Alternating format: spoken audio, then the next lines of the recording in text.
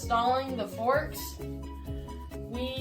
As you can see, it's in. The next things we have to do are fitting some parts and components into the bike.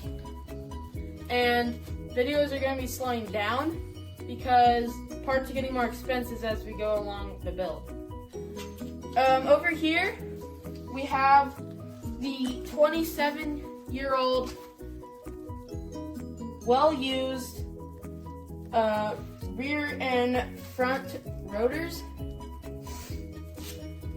And thank you to my dad for helping me build and install the forks, and Shade Tree Surgeon for giving us the tip of using the old seals to drive in the new seal.